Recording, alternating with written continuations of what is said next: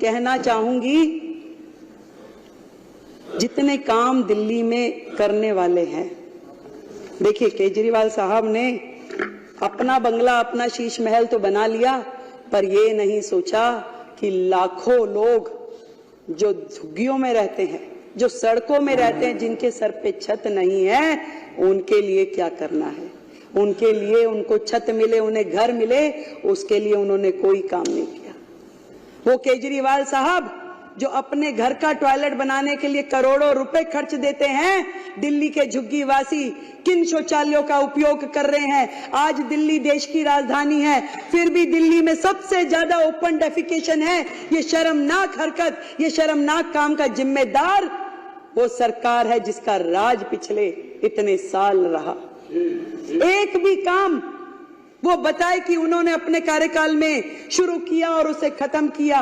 बची कुची रोटियां, बचे कुछ टुकड़े जो शीला दीक्षित जी के समय के थे, उन्होंने केवल उसी का प्रचार प्रसार किया कि हमने ये कर दिया, हमने वो कर दिया।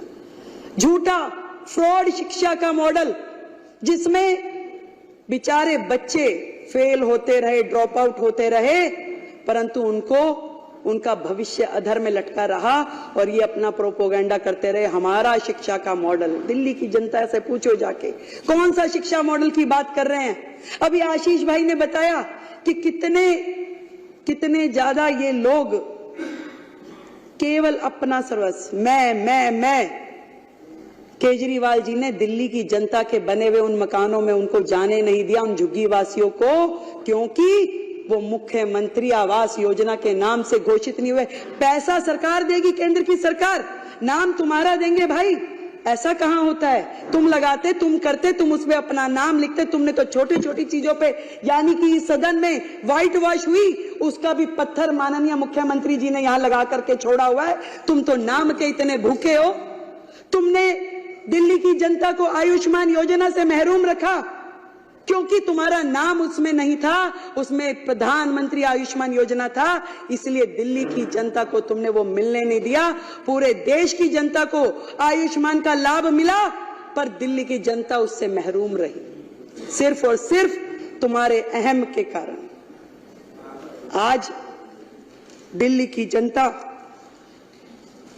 बाट जो रही है कि कैसे दिल्ली आगे बढ़ेगी, दिल्ली में वो काम होंगे। मैंने बहुत सारे अधिकारियों से मेरी बात हुई, मतलब वो सरकार जो अपने ही अधिकारों को मारती पीटती थी, गाली गलौज करती थी, कैसे काम होते उस सरकार में। अपने ही चीफ सेक्रेटरी को घर में बंद करके पीटना, ये तो माननीय मुख्यमंत्री जी ही कर सकते थे। ऐसे लोग जो इस राज्य से कर वसूल करके दूसरे राज्यों में चुनाव में जाके खर्च करते थे, केवल एजेंडा था कलेक्शन हो जाए और उसके बाद खर्च कहां करना है वो कोई नहीं जानता था। मुझे जब मैंने ये सीएजी का रिपोर्ट प्रस्तुत किया तो रिपोर्टर्स ने पूछा कि 14 की 14 रिपोर्टें एक बार में क्यों नहीं प्रस्तुत करती हैं मुख्यमंत्री जी। मैंने कहा भाई एक कितनी भारी है, एक बार में करूंगी तो हमारे विधायकगण अपने घर रिपोर्ट लेके भी नहीं जा पाएंगे। इतनी भारी भारी रिपोर्टें, एक रिपोर्ट जिसका वजन पता नहीं, हो सकता है ये 3-4 किलो तो लग ही रहा है मुझे। तो इतने पेपर पढ़ना, उनको समझना, तो एक एक करके निकाल रहे हैं तो उनकी सांसें ऊपर नीचे हो रही है और उनकी इतनी हिम्मत नहीं है कि वो सदन में आके सामने बैठ सके, उसे सुन सके। उन्हें बहाना चाहिए था, तस्वीर नहीं लगी। मैं उनसे पूछना चाहती हूं, जो सरकार का एडमिनिस्ट्रेटिव हेड है, जो देश की राष्ट्रपति, क्या उनकी फोटो नहीं लगनी चाहिए? आज जिनके माननीय हमारे शहीद भगत सिंह, हमारे बाबा साहब, हम सबके पुरोधा हैं। हमने उनको सम्मानजनक, हमारे दिल में सम्मान है। जितना काम इस दिशा में कि बाबा साहब के सम्मान में देश भर में होना चाहिए, वो नरेंद्र मोदी सरकार ने किया है। आज तक किसी सरकार ने, ना किसी नेता ने इस सम्मान को उन्हें दिया जितना सम्मान मोदी सरकार ने बाबा साहब के चरणों में अर्पित किया है। वो लोग बातें करते हैं, फोटो नहीं लगाई, केवल मात्र बहाना।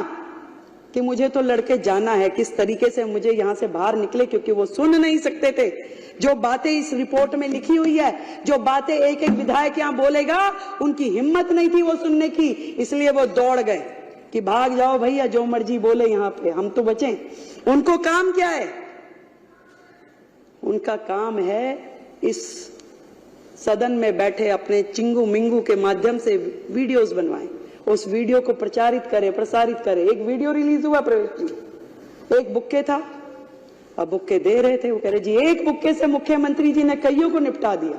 भाई मैं तो बनियों की लड़की हूं, मैं तो फजूल खर्ची कर नहीं सकती।